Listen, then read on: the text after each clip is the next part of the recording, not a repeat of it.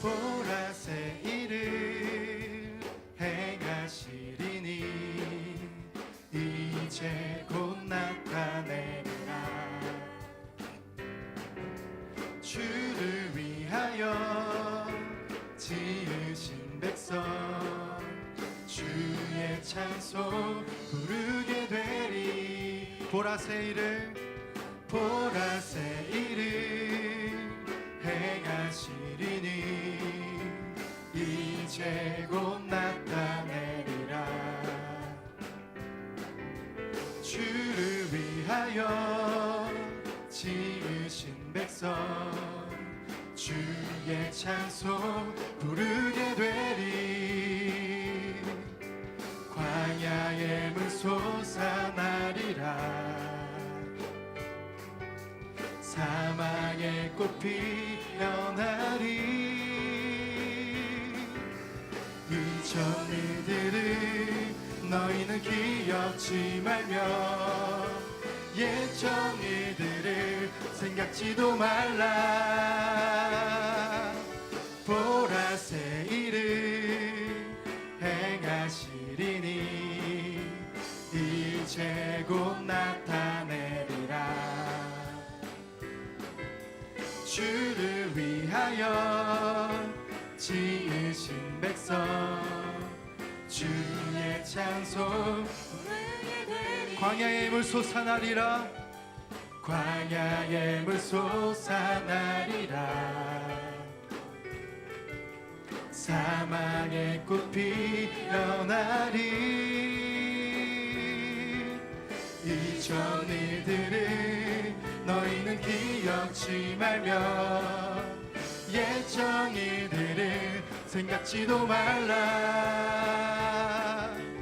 보라새 일을 행하시리니 이제 곧 나타내리라. 주를 위하여 지으신 백성 주의 찬송 부르게 되리. 찬양함의 기쁨을 감사함의 평안을 간구함의 하나님 알도록 하셨네. 찬양함의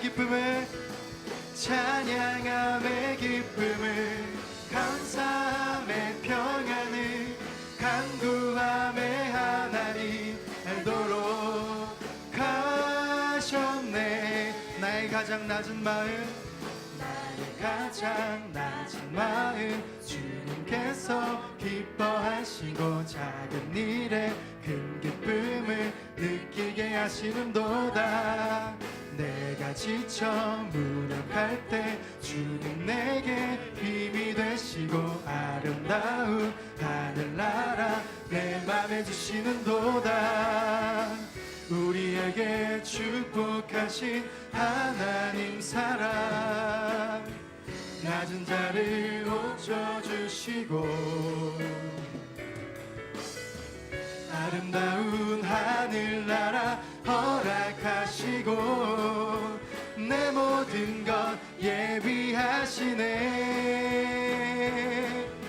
찬양함의 기쁨을 감사함의 평안을 간구함의 하나님 알도록 우리 다시 한번 찬양합시다. 나의 가장 낮은 마음 주님께서 기뻐하시고 작은 일에 큰 기쁨을 내가 지쳐 무력할 때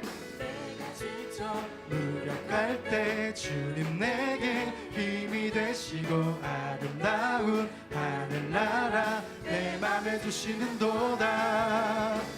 우리에게 축복하신 하나님 사랑 낮은 자를 높여주시고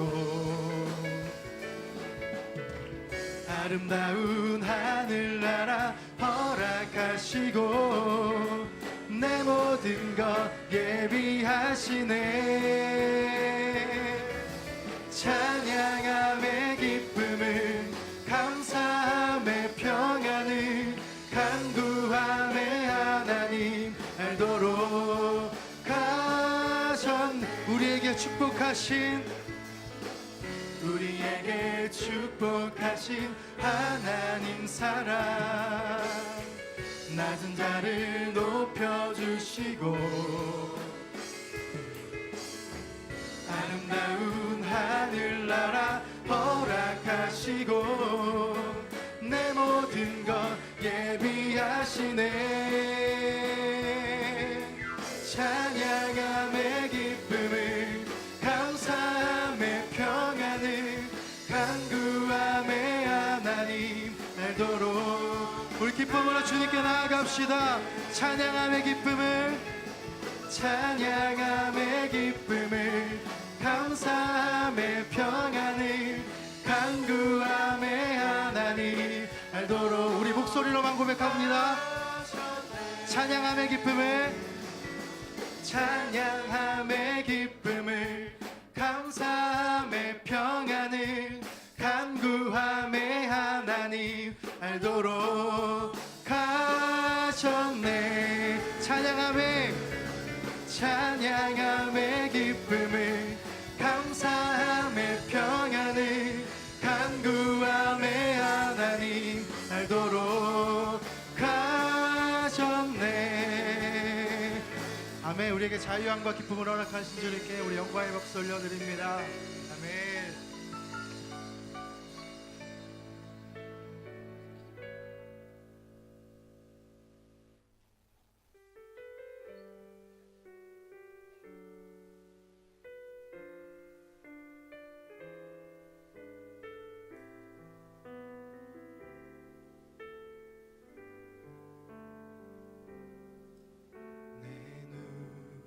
주의 영광을 보내 우리 가운데 계신 주님,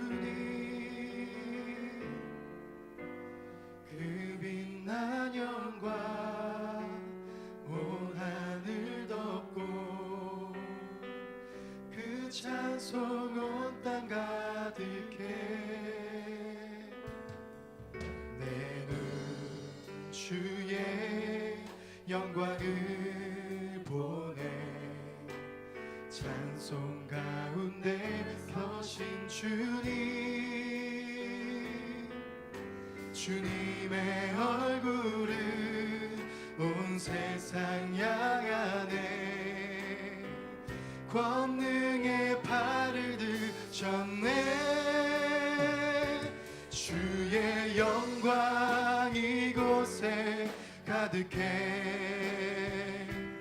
우린 선해 주님과 함께 찬양하며 우리는 전진하리.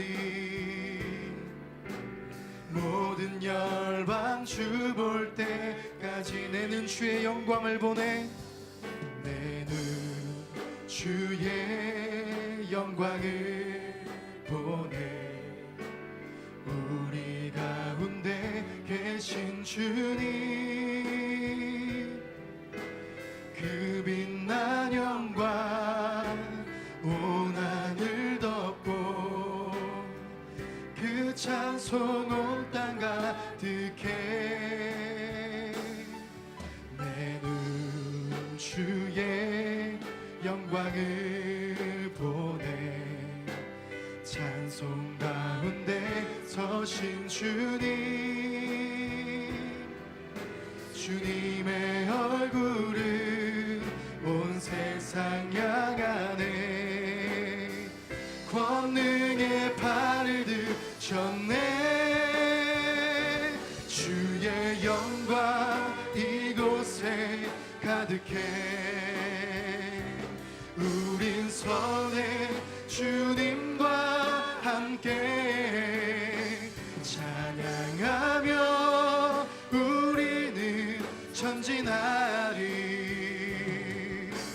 모든 열방 우리 간절히 소망합시다. 주의 영광 이곳에, 영광 이곳에 가득해.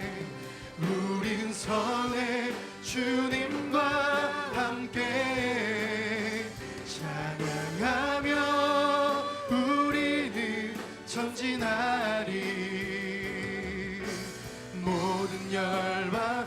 주의 은혜를 사모합시다. 주의 영광 이곳에, 영광 이곳에 가득해. 우린 선해 주님과 함께 찬양하며 우리는 전진하리. 모든 열방 주복. 내 영혼이 확정되고, 내 영혼이 확정되고 확정되어 싸우니 믿음에 눈 들어 주를 바라봅니다.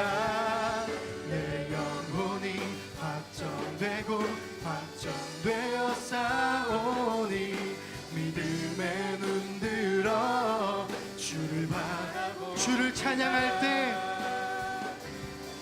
주를 찬양할 때 주의 나라 이미 맺네.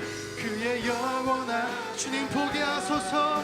주 보게 하소서.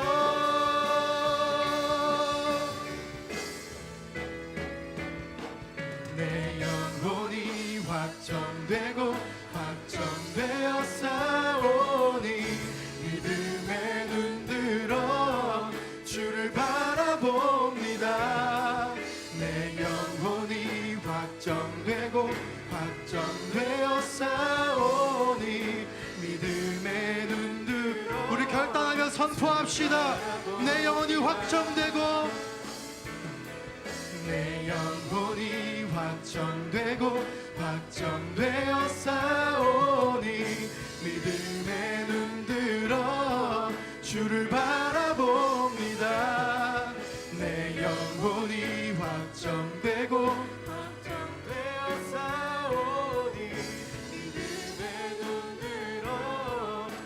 우리 시간 기도하며 나아가겠습니다. 시간 기도하며 나아갈 때 하나님, 나의 믿음의 눈을 들어서 주님을 보기 원합니다. 주의 영광이, 주의 성령이 이곳 가운데 충만하게 하여 주시옵소서. 하나님의 마음을 알게 하여 주시옵소서. 깨닫게 하여 주시옵소서. 우리 주의 한번 외치고 주의 영광을 바라보며 우리 기도하며 나아갑니다.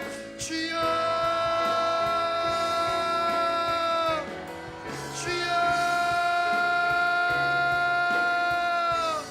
주여.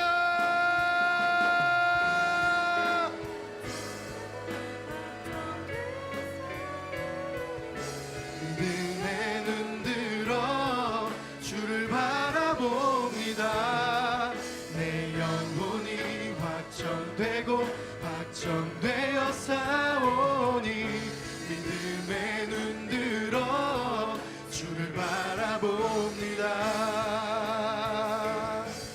내 영혼이 확정되고 확정되어 싸우니 믿음에 눈 들어 주를 바라봅니다. 내 영혼이 확정되고 확정되어 싸우니 믿음에 눈 들어 주를 바라봅니다. 내 영혼이 확정되고 확정되어 싸우니 믿음에 눈 들어 주를 바라봅니다. 아버지 하나님 도와주세요. 하나님 이루어주옵소서. 확정되어 싸우니 믿음에 눈 들어 주를 바라봅니다. 아버지 하나님 도와주소서. 아버지 일하여 주소서. 하나님의 영광과 주님의 나라가 아버지 오늘 이곳에 우리 하나님 아버지여 넘쳐 흐르길 원합니다.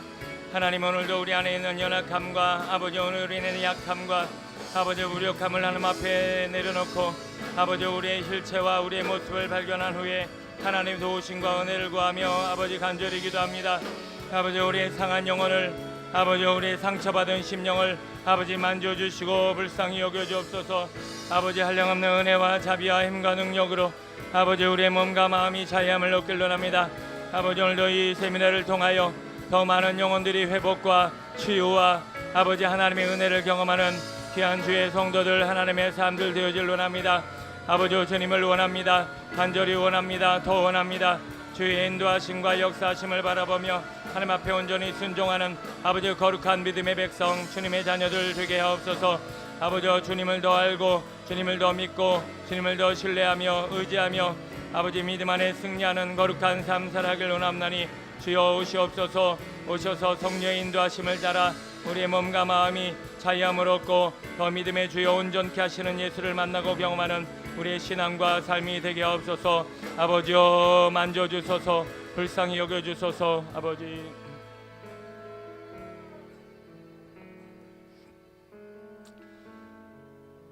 여호와는 마음이 상한 자를 가까이 하시고 중심으로 통회하는 자를 구원하시는도다.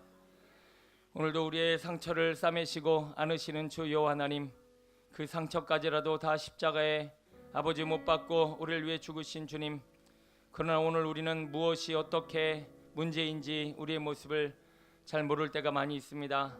말씀을 통해서 깨닫고 또 오늘도 이 진리를 통해서 우리의 모습을 돌아보며 우리의 상처받은 가슴과 또 크고 작은 우리 안에 있는 문제들을 발견하고 통회할 수 있는 우리의 기도와 간구가 있게 하여 주옵소서.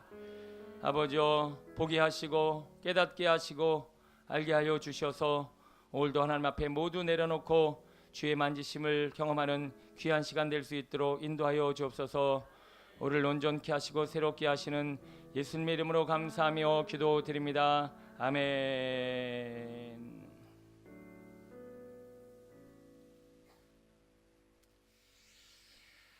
네, 받으셨죠? 오늘부터 내적 치유 세미나라는 주제로 우리 오후 세미나를 진행하려고 합니다.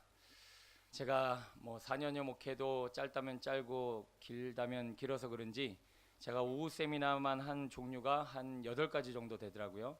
한 편당 한 12강의 정도씩 있으니까 그래도 꽤 많은 분량의 강의 내용들이 있는데 대부분은 서적을 중심으로 제가 다루게 되고요.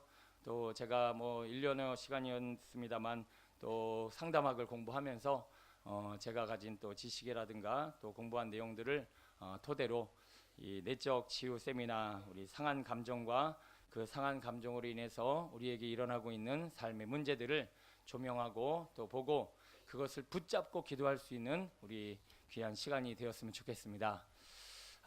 여기 이 상한 감정에 걸리지 않는 분은 아무도 없으실 거예요. 다 얘기를 듣다 보면 내 얘기야, 내 얘기, 내 얘기야 이러면서 다 공감을 하실 텐데 준비하면서도 저도 저에 관한 부분들도 굉장히 많이 있었고 여러분 각자가 보이지 않게 우리 내면에 쌓여있는 이런 연약함과 문제들을 함께 우리 진지하게 돌아볼 수 있는 귀한 시간이 아닌가 생각이 듭니다. 원래는 소그룹으로 충분한 나눔이 있어야 더 도움이 되는데 시간과 공간상의 또 제약으로 인해서 또 만약에 이런 내적 치유 세미나 전문가를 통해서 또 나중에 필요하다 보면 필요한 부분은 우리가 채워나가길 하고요. 일단 우리가 조명하고 먼저 나를 볼 수 있는 그런 시간만으로도 유익한 시간이 될 거라고 생각되어집니다. 오늘 마음이 상한 자를 가까이 하시고 충심으로 통회하는 자를 구원하시는도다. 이 말씀은 뭐냐면 충심으로라고 통회하는 것은 알고 제대로 구해야 된다는 거예요. 하나님, 제가 이런 상처가 있습니다. 이런 연약함이 있습니다. 이런 고통의 문제가 있습니다. 하나님, 제 모습입니다. 라고 이것을 처절하게 실감하고 하나님 앞에 기도하면 상심한 자들을 고치시며 그들의 상처를 싸매시는 주님의 만지심이 오늘 우리에게 있어질 줄로 믿습니다. 병원 가서도 병원 의사에게 어디가 아프다 이렇게 솔직하게 얘기를 해야 치료약도 나오는 것이고요. 우리 하나님 앞에 여러분 자신을 돌아보시고 좀 우리의 상한 감정을 치유받을 수 있는 우리의 마음이 되었으면 좋겠습니다. 자, 상한 감정이라는 것은 마음이 상처를 받았다라고 하는 의미예요. 상처를 받았다고 하는 것은 이 육신의 상처를 받았다라고 하는 것과 크게 다르지 않습니다. 이 마음의 상처도 뭔가로 충격을 받은 거예요. 그래서 거기에 눈에 보이지 않는 상처기가 나 있는 거죠. 그래서 여러분 손을 다치면 여기에 피가 나거나 거기에 상처 자국이 남듯이 우리의 마음에도 보이지 않는 상처 자국이 있어서 그 상처 자국이 낫지 않은 상태에서 내버려두면 계속 골마서 그게 삶의 문제를 일으키는 영역들입니다. 여러분 보통 육신의 상처가 이루어지는 경우는 두 가지인데요. 첫 번째는 스스로 뭔가 실수를 통해서 상처를 받게 되는 경우고요. 두 번째는 타인의 공격을 통해서 내 의지와는 상관없이 상처를 받게 되는 경우입니다. 스스로의 실수나 연약함을 통해서 상처를 받는 것은 왜 그러냐면 미숙하기 때문에 상처를 받는 거예요. 여러분, 아이들 칼 함부로 주면 되나요, 안 되나요? 안 되죠. 아직 미숙해요. 그걸 다룰 수 있는 능력이 없단 말이에요. 그런데 일찍부터 그 실제를 경험하고 현장을 경험하게 되면 상처가 많아요. 예를 들면 이런 거예요. 충분한 양육이 결여된 상태에서 세상을 빨리 경험한다거나, 우리 부모가 없는 상태에서 세상을 직접적으로 본인이 꾸려나가야 된다거나, 우리 지금 자녀들은 보통 부모의 보호 아래 또 부모가 이렇게 지켜주고 돌봐주면서 사회를 조금씩 경험하잖아요. 그런데 일찍부터 편모에 쓰라해 있거나 아니면 부모가 너무 세상 일에 바빠갖고 아이들이 내돌려졌다거나, 이런 경우에 아이들은 아직 세상을 대하고 사람을 대하고 인생을 만질 만한 준비가 안 됐는데 그냥 내어 던지는 거예요. 그러니까 실수가 많죠. 연약하죠. 미숙하죠. 그래서 상처가 많다라는 거예요. 그래서 부모가 없이 자란 분들이라든가 편모의 쓰라에 자란 분들이라든가 이렇게 충분한 양육과 보호가 이루어지지 않고 충분한 성숙이 이루어지지 않았을 때 자기 의지와는 상관없이 세상을 대면하게 되는 경우, 그런 경우 상처가 많으십니다. 또 타인의 공격은 이런 거죠. 부모로부터 대부분 상처를 받아요. 그 부모는 또 누구에게 상처를 받은 걸까요? 그 부모에게 상처를 받은 거예요. 한마디로 이런 공격과 거친 상처가 대물림되어지고 있는 상황이죠. 또 한 가지는 좋지 않은 환경 가운데 나쁜 친구들이나 나쁜 사람들을 자주 접하게 되는 경우, 이런 상처를 경험하게 됩니다. 자, 어떤 경우이거든 스스로의 미숙함과 연약함으로 인하여 만들어진 상처이건 아니면 누군가의 공격이나 아니면 부모로부터 받은 상처이건, 그 상처는 치유하지 않으면 저 깊은 곳에서 골마 썩고 있다는 것을 우리는 알아야 한다는 거예요. 자, 그에 관련된 내용이 그 밑에 나무를 잘라보면입니다. 제가 같이 읽어볼까요? 시작. 나무를 잘라보면 수많은 나이테들이 있다. 이 나이테들은 기나긴 역사와 세월들을 말없이 대면하고 있다. 우리 인생도 모든 기록이 감정과 생각의 나이테에 고스란히 담겨 있다. 평생 보이지 않게 잠재되어 알 수 없는 상처와 분노의 원인이 된다. 나무를 잘라보면 나무에 나무테가 있습니다. 그 나무테는 보이지는 않지만 그 세월이 쌓이고 만들어진 주름이에요. 오늘도 우리 마음에도 이 나이테와 같은 나름대로의 세월의 흔적들이 고스란히 담겨 있습니다. 긍정적이고 행복한 기억이면 그것이 나에게 도움이 되겠지만, 부정적이고 또 우리 안에 이 좋지 않은 이 모든 잠재된 기억들은 상처와 분노로 만들어지기도 한다는 것이죠. 솔로몬 같은 경우 솔로몬의 어떤 인생을 쭉 기록해진 내용이 많이 없어요. 솔로몬은 왕이 되는 시점부터 등장하잖아요. 아마 그 다윗 왕이 이것저것 막 그 심한 풍파와 세월의 어려움을 겪는 가운데 솔로몬에게도 상처가 있었던 것 같아요. 그 처음에는 잘 하는 것 같다가 그 근본적인 상처가 치유되지 않자 나중에 가서 무슨 일이 생깁니까? 여성 편력이 생겨요. 그거 좀 대충 하지 1000명이나, 이거는 뭐 문제, 보통 문제가 아니에요. 이거는 아니 한 10명이면 모르겠어. 그 시대 왕이니까 1000명, 이거는 뭐가 심각한 문제가 있는 거예요. 왜? 그 여성에 대한 만족을 누리지 못하고 계속 거기에 빠져드는 이유는 뭐냐면 상처에 대한 부분 때문에 그렇다라는 거예요. 더 나아가 모세가 어느 순간에 분노를 저질렀습니다.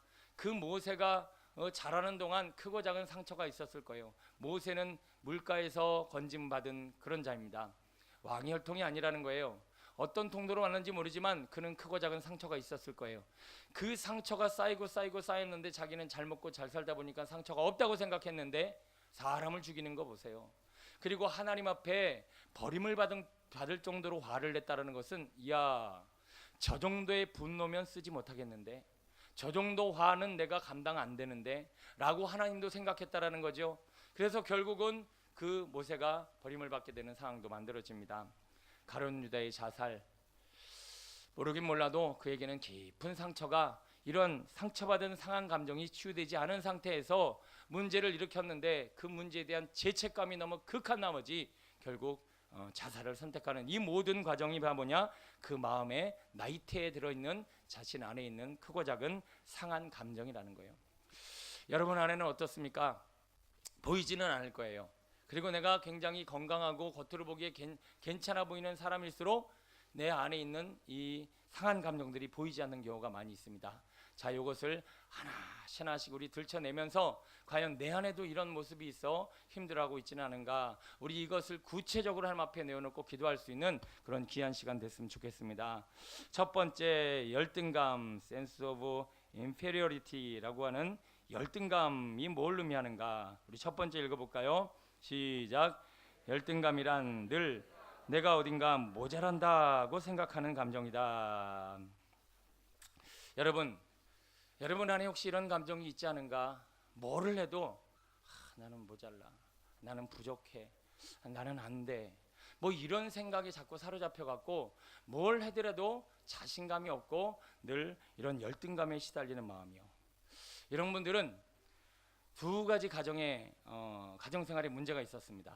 먼저는 너무 과도한 질책으로 살아온 거예요. 너는 이것도 못하냐? 왜 그것밖에 안 되냐? 너 조금 더, 늘 부모나 주변 사람들로부터 내가 한 것에 대한 불만족과 과도한 질책으로 말미암아 자기 자신의 자존감이 바닥을 치는 경우예요. 그런데 이런 경우에도 열등감이 생깁니다. 어떤 경우냐면 너무 칭찬만, 너는 우리 집이 최고고, 너는 뭘 하든지 잘 되게 돼 있고, 너는 못하는 게 없고, 너는 너는 최고로 예쁘고, 근데 막상 나가면 그렇게 예쁘진 않아요. 막상 나가면 세상 사람들이 더 잘해. 이게 뭐지? 갑자기 현실에 대한 뭐가 생기는 거예요? 괴리감이 생겨버려요.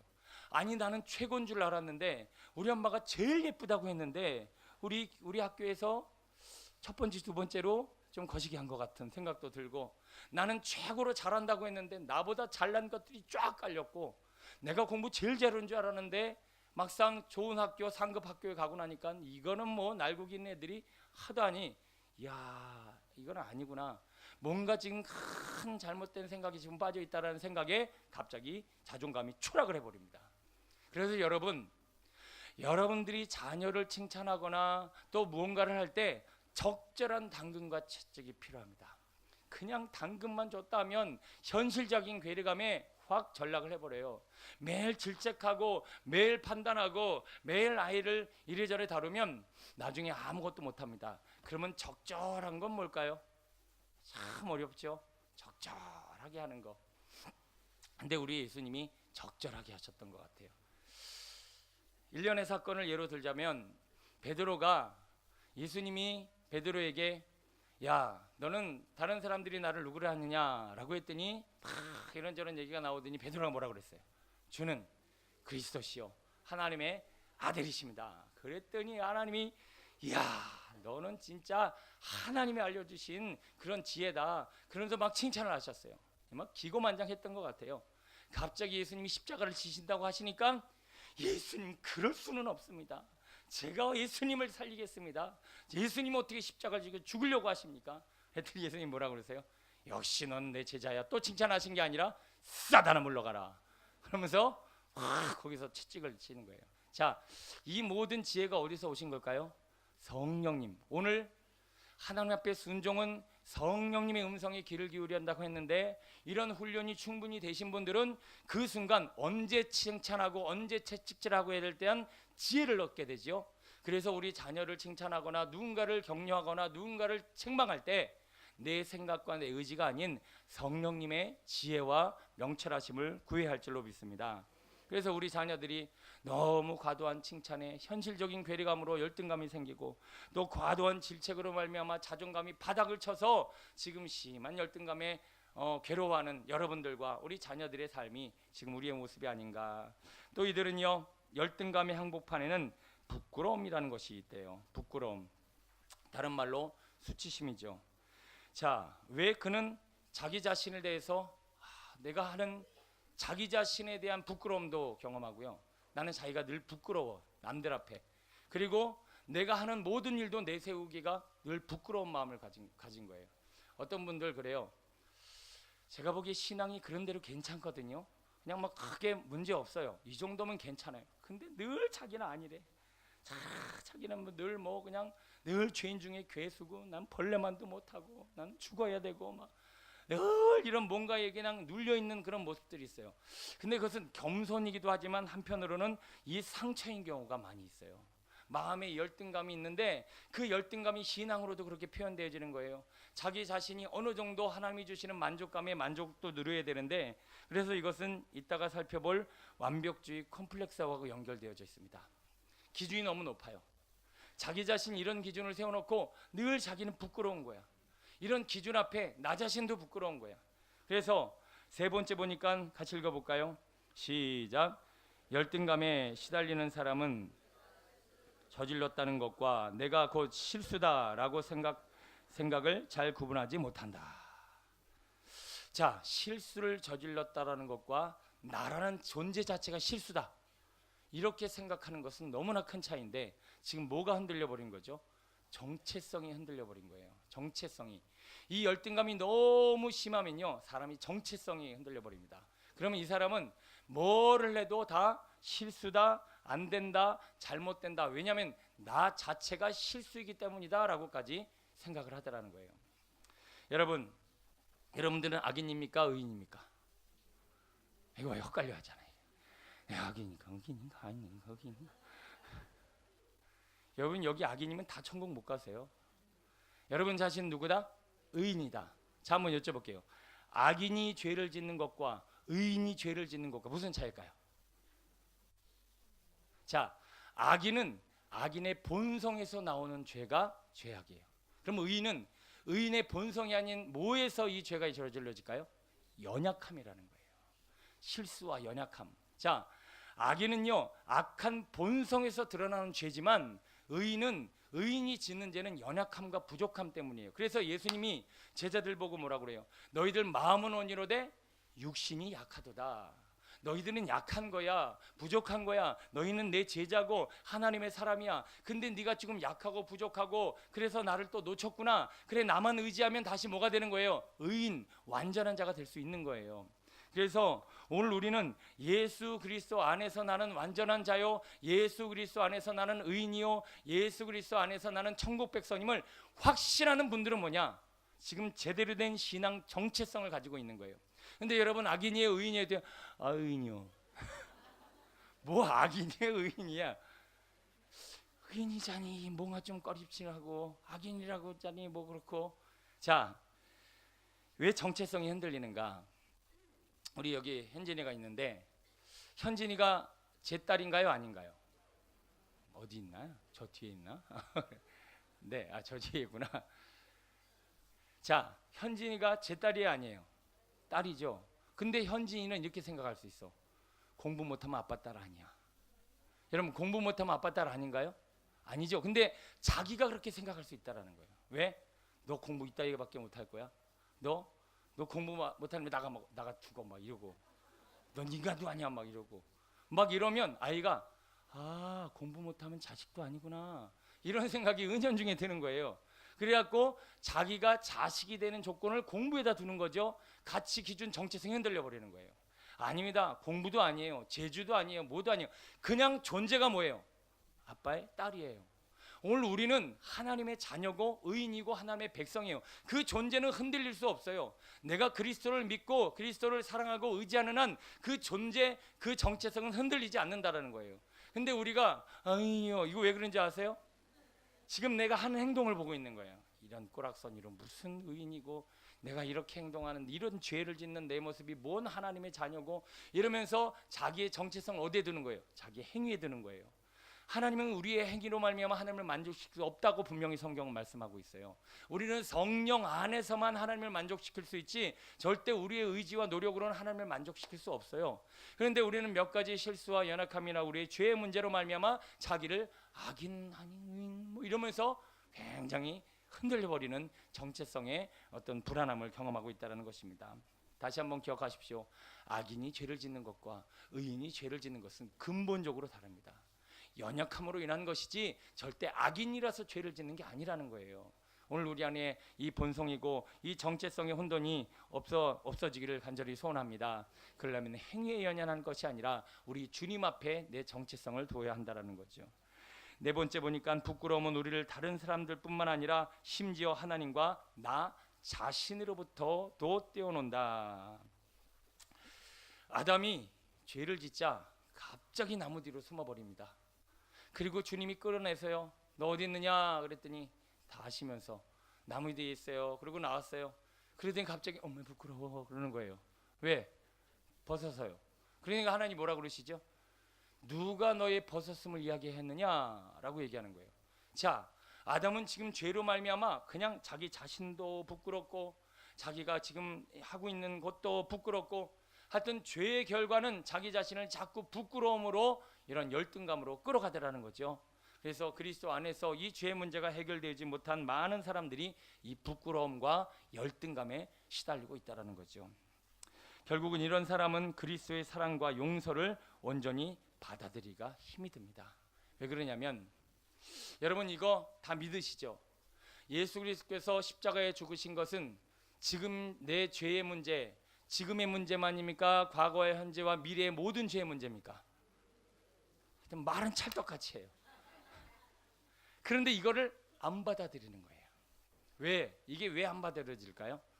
현실이 예수 그리스도의 은혜보다 크기 때문에 그래요. 내가 주어진 삶에 죄를 짓고 그리고 연약하고 부족한 삶의 자리가 주님의 은혜보다 더 커요. 왜? 열등감 때문에 그렇게 느끼는 거예요. 여러분 하나님의 은혜는 우리의 모든 것을 덮고도 남습니다. 완전한 은혜라는 거예요. 그러면 우리는 예수 그리스도께 달려가고 그분의 은혜 앞으로 나가야지 왜 현실을 보고 주어진 상황을 보고 연약함을 봅니까? 여러분 그런 상황에 계속 매여 있고 거기에 끌려다니는 한 우리는 하나님의 자녀가 될 수 없어요. 근데 한국 정서에 다 깔려 있어요. 이게 한국 정서에 다 행위, 자기가 한 열심, 자기가 보여준 죄의 문제로 자기의 정체성의 문제를 결정해요. 그래서 많은 사람들이 그리스도의 완전한 사랑과 용서를 받아들이기가 굉장히 힘들어요. 서양 사람들은요 이 하나님의 은혜를 굉장히 잘 받아들입니다. 그냥 누려요 거기서. 그래서 본인이 죄를 지면 그 죄에 대한 안타까움도 가져야 되겠지만 그 안타까움보다 뭐 어디로 달려가느냐? 주님의 은혜 앞으로 달려가기를 원해요. 근데 우리는요 또 이렇게 죄 진 게 뭘 주님한테 벨라시 있다고 죄송합니다. 이번 주만 한 주 쉬겠습니다. 다음 주도 한 주 더 쉬어야 될 것 같아요. 아니 죄를 지면 주님 앞에 더 나와야지. 아니 뭐가 문제가 있으면 주님 앞에 더 간절히 나와야지.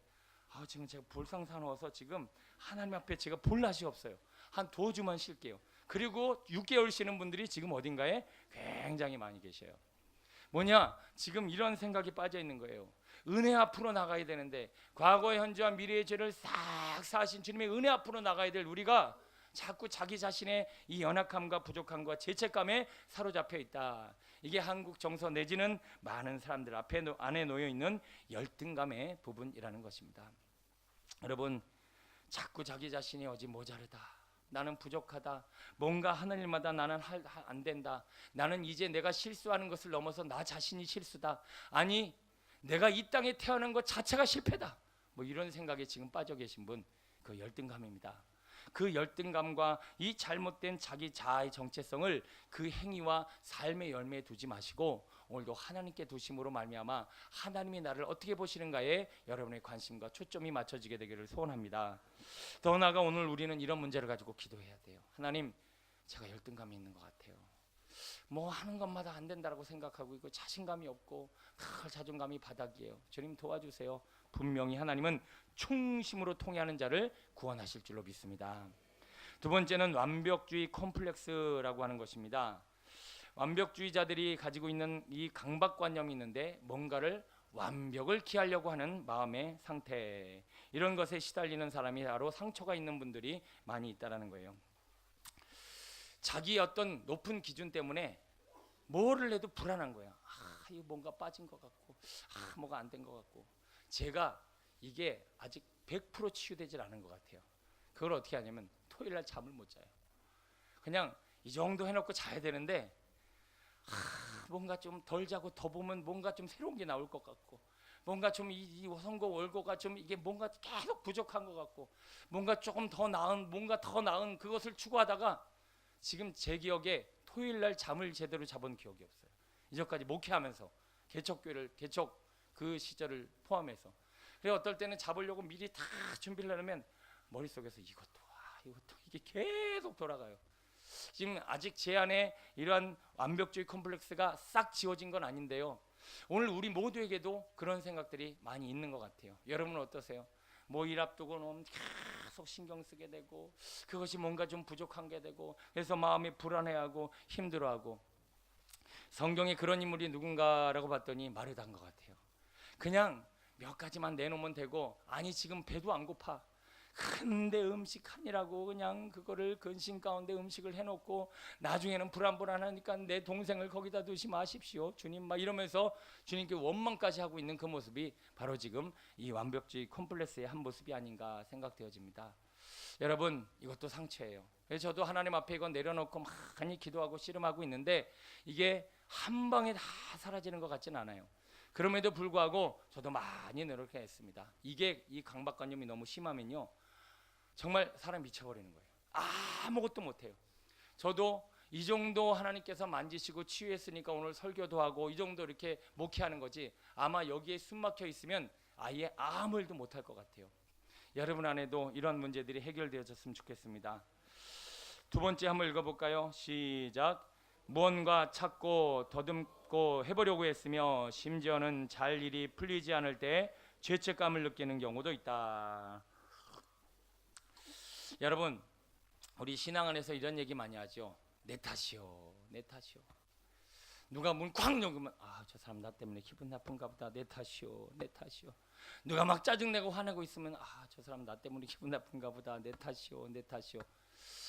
이렇게 본질적으로 이런 생각들을 하시는 분들 많이 있는데 누가 표정만 안 좋아도 저 사람 나 때문에 그런 거 아니야. 누가 조금 화를 내면 그리고 뭐가 일이 좀 안 되면 나랑 아무 상관이 없는 일인데 나 때문이야. 어떤 사람들은 국가에 재난이 오면 그건 나 때문이야 나 때문. TV 보면서 나 때문이야 막 이런 사람도 있어요. 가끔은 약간 그건 너무 심각한 문제인데 자 그러면 내 탓이요라는 말이 나쁜 건가요? 나쁜 건 아니죠. 남 탓이요 이거보다 훨씬 낫잖아요.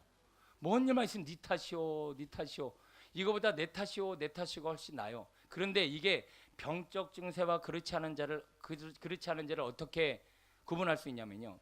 자 이런 용어로 한번 생각해 볼 수 있을 것 같아요. 책임감과 죄책감. 뭔가 좀 비슷한 내용 같지 않습니까? 책임감은 뭐예요? 내가 거기에 책임의식을 느끼는 거예요. 죄책감 뭐예요? 그것이 내 때문에 이루어진 일이라고 생각하는 거예요. 그러면 책임감과 죄책감의 차이가 뭘까요? 이거 무슨 소리입니까? 자, 뭔 거 같아? 예은아. 뭐 예은이가 또 있어 거기. 몰라? 그래. 예쁜 척하네 이렇게. 예뻐요. 그런데 책임감은 뭔가 책임의식을 느끼는데 그거를 할 수 있는 액션이 다다를 수 있는 게 책임감이에요. 죄책감은 뭐죠? 마음의 부담감을 느껴서 아무것도 할 수 없는 거예요. 나는 그거에 대해서 아무 반응을 보일 수가 없어요. 움직일 수가 없어요. 행동할 수 없어요. 이건 병적 증세에 가까운 거예요. 뭔가 내 탓이오라는 걸 느꼈는데 그것에 대한 대책을 마련할 수 있고 움직일 수 있고 행동할 수 있고 반응을 보일 수 있는 힘의 여지가 남아있다는 것은 좋은 방향성의 어떤 내 탓으로 스스로를 여기고 있는 거라는 거죠. 여러분 어떤 문제가 발생되었을 때 거기에 대한 책임의식을 느끼고 반응을 보일 수 있는 건강한 책임감이 우리 안에 만들어지길 소원합니다. 분명히 내 탓이오라고 하는 생각 자체는 좋은 거예요. 그런데 거기에 낙심과 절망이 함께 찾아와 아무것도 못하고 널브러져 있는 상태라면 그는 지금 심각한 질병적으로 흘러가고 있는 거예요. 적절한 기준이 필요한데 그것을 우리 하나님이 조율해 주실 수 있을 줄로 믿습니다. 하나님과의 관계에 있어서도 완벽을 기하려 애를 쓰지만 결코 만족하지 못합니다. 왜 그럴까? 깨진 독에 물 붓기라는 속담 아시죠? 아무리 뭘 봐도 거기에는 채워지지가 않는 거예요. 본인이 아무리 열심히 해도. 우리 이런 분들이 있어요. 그냥 보기에 기독교나 하는 것 같아요. 말씀 꽤나 보고 경건 생활 충분히 하고 있는 것 같아. 근데 그는 늘 인상을 쓰고 있어. 늘 얼굴에 평안함이 없어. 기쁨이 없고 감사가 없어요. 왜 그런지 아세요? 깨진 독에 물 붓기예요.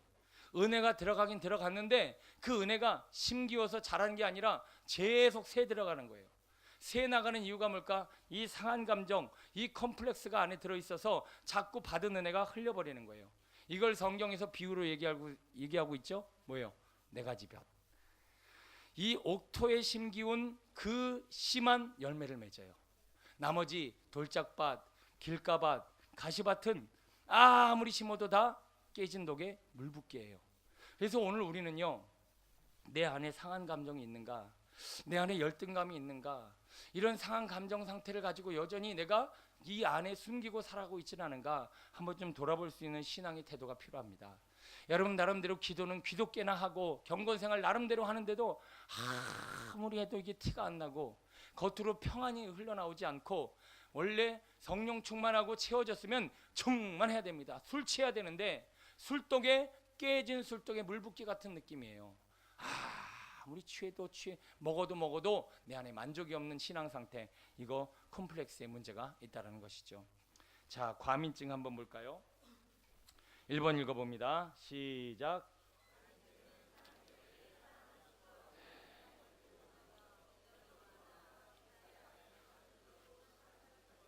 네, 거식증이라고 들어보셨죠? 먹어도 포만감을 느끼지 못하는 거예요.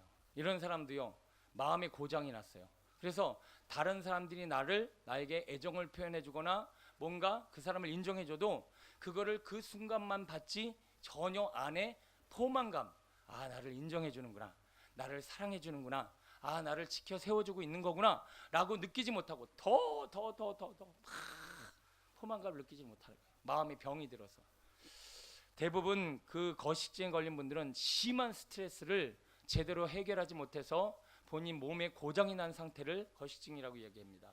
그러면 이 부분도 마찬가지예요. 어떤 이 마음의 상처가 해결되지 못한 상태에서 이 마음이 고장났는데, 이 성격에 따라서 열등감으로 표현되기도 하고 완벽주의 컴플렉스도 표현되기도 하고 과민증으로 표현되기도 하는데, 이 모든 것이 바로 상한 감정으로부터 비롯되어졌다는 거예요. 그런데 이 과민증에 걸린 사람들은 때때로 남들이 보지 못하는 것을 느끼고 봐요. 상상도 못하는 거. 그냥 우리 저 성도님들 중에서 그래요. 저는 그냥 봤는데 째려봤대요. 저는 악수를 했는데 그냥 악수를 했을 뿐인데 나한테 감정이 실려있대. 그 묘한 감정을 어떻게 느낄까요 도대체? 자, 이거는 예술의 경지에 이르는 거예요. 예술의 경지. 여러분, 예술하시는 분들 보면 일반 사람들이 보는 거 보나요? 아니면 보지 못하는 거 보나요? 왜 보지 못하는 걸 보죠? 깊이 들어가서 그 세계로 깊이 들어가서 보니까 남들이 보지 못하는 걸 보는 거예요. 그러면 이 과민증에 걸린 사람은 뭐에 깊이 빠져 있는 걸까요? 사람에게 깊이 빠져 있어요. 그냥 사람을 그냥 너무 깊이 있게 관찰하는 거예요. 표정, 행동, 작은 몸짓, 느낌, 아니 상상력을 동원해서 사람들을 관찰하고 있는 거예요. 그러다 보니까 상상도 못하는 것을 이 사람은 상처로 받아들이고 과민 증세를 보입니다. 왜?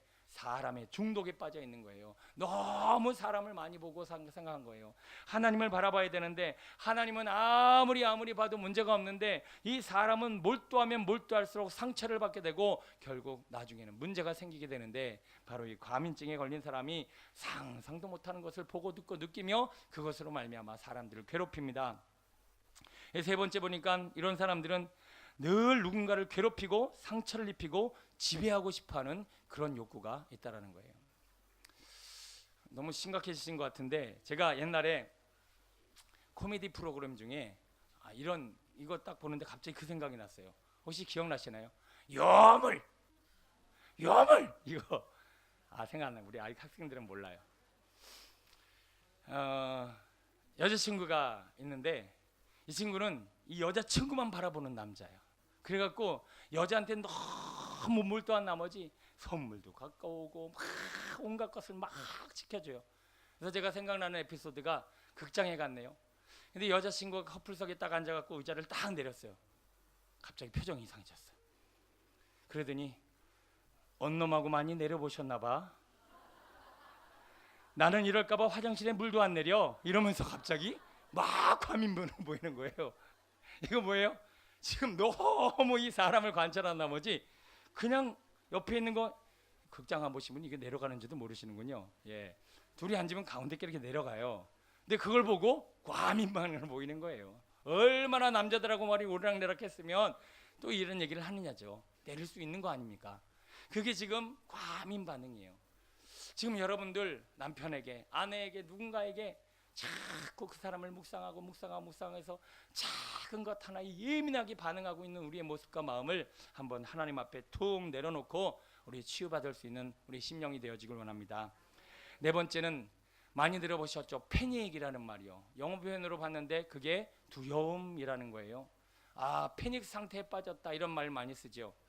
이 두려움은요, 실패에 대한 어떤 무언가로 인해 사람의 심리를 마비시키는 그런 능력을 가지고 있는데 대부분 큰 실패에 대한 경험이 있는 사람들입니다. 예를 들어서 애정관계에 있어서 큰 문제가 일어난 거예요. 실연을 당했다거나 아니면 가정이 깨어졌다거나 아니면 큰 사업을 아주 어마어마하게 실패를 했다거나 아니면 사별을 했다거나 아니면 어마어마한 재난을 당한 이런 무지무지한 어마어마한 실패를 경험한 사람들은요, 이것에 대한 그 실패가 그 마음을 마비시켜 버립니다. 마비시킨다는 것은 감정이 흐르지 않는다라는 건데, 그러니까 예를 들면 이런 거예요. 어떤 사람들 보면 표정이 이렇게 굳어 있잖아요. 늘 이렇게. 그러니까 이렇게 예를 들면 이런 거예요. 도둑고양이 같은 표정. 이런 표정도 하나도 없고 남들이 웃는데 하나도 안 웃고 뭐 이게 감정이 안 흐르는 거예요. 이거 왜 안 흐르는지 아세요? 이 패닉에 빠져 있는 거예요. 아주 큰 실패를 경험했어요. 상처를 경험했어요. 그냥 남들이 울 때 울고 울 때 울고 그냥 친절 베푸면 친절 받아들이고 이러면 자연스러운데 이게 지금 이 고양이처럼 뭔가 늘 경계의식. 나한테 저 사람이 혹시 이 말로 상처 주지 않을까? 나한테 이렇게 행동해서 내가 또 아파하지 않을까? 한번 상처받은 사람은 그 실패에 대한 기억 때문에 또 동일한 반복이 이루어지는 것을 두려워해요, 본능적으로. 그러다 보니까 표정과 행동이 늘 도둑고양이처럼 이렇게 굳어있는 상태죠. 감정이 흐르지 않고 마비된 상태라는 거예요. 여러분, 이런 것도 지금 내 안에 패닉, 두려움이라고 하는 상처로부터 시작된 이 과민 반응이 우리의 마음을 괴롭히고 있다는 거죠. 이런 사람들은 뭔가를 결정 내리기가 힘들어집니다. 이렇게 결정장애라는 말 많이 하죠. 결정장애가 많을수록 그는 실패에 대한 경험이 많은 거예요. 뭐를 해도 안 된 경험이 많은 거예요. 그리고 그것이 너무나 큰 충격으로 자리 잡아서 내가 뭘 결정해더라도 이게 제대로 이루어지지 않을 것 같다는 생각에 마음이 주저앉은 상태. 이게 바로 이 두려움, 패닉이 들어있는 그런 상태죠. 이런 사람들은 믿음 갖기가 참 힘듭니다. 그래서 성경은 이 두려움의 문제를 아주 신앙의 가장 큰 적으로 삼고 있어요. 사랑 안에 두려움이 없다.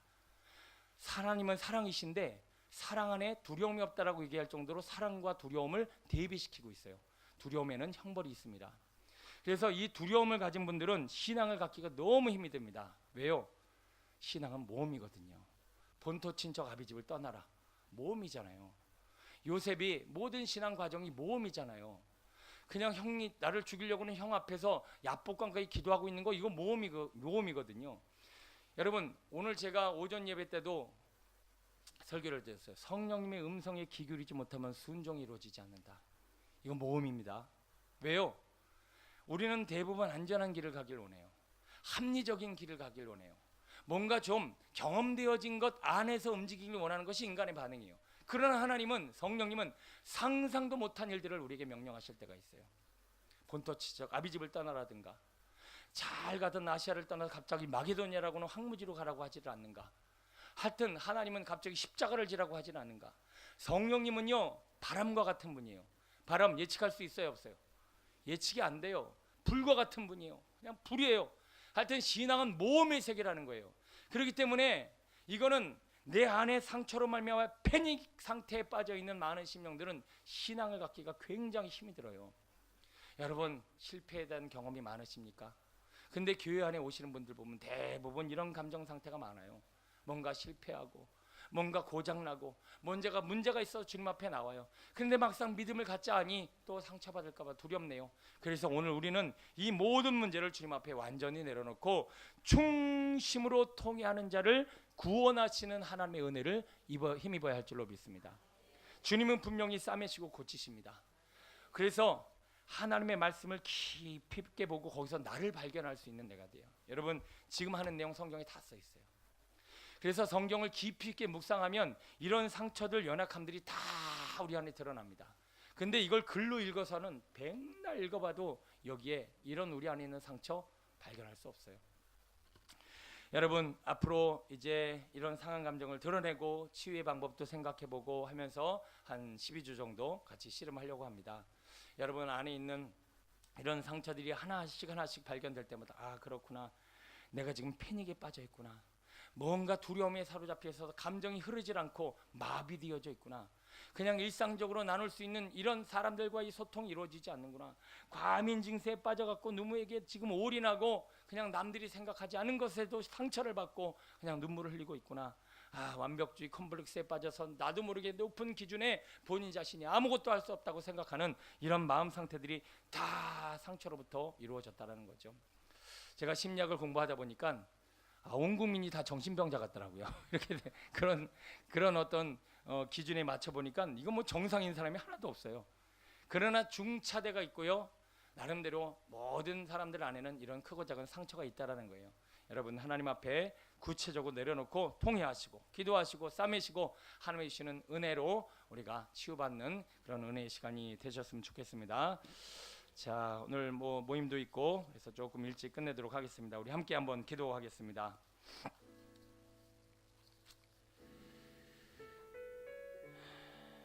충심으로 통회해야 합니다. 내 자신의 상처를 인정해야 합니다. 다음 주에 우리 조금 더 구체적인 대안을 우리 한번 생각해 볼 텐데요. 열등감이 있는데 숨겨버리면 그 숨겨진 열등감은 끊임없이 신앙을 방해하고 하나님의 사랑과 용서를 받아들이지 못하는 그런 연약함으로 만들어집니다. 완벽주의 컴플렉스가 치료되지 않으면 아무리 애를 쓰고 아무리 은혜를 받고 말씀을 들어도 이것이 내 안에 채워지지 않습니다. 사람에게 집중하고 몰두하는 과민증에 오늘도 사로잡힌 심령들이 얼마나 많으며 두려움에 사로잡혀 뭔가를 결정하지 못하고 이리저리 마음의 불안감에 마음이 고장나고 마비된 심령들이 너무나 많이 있습니다.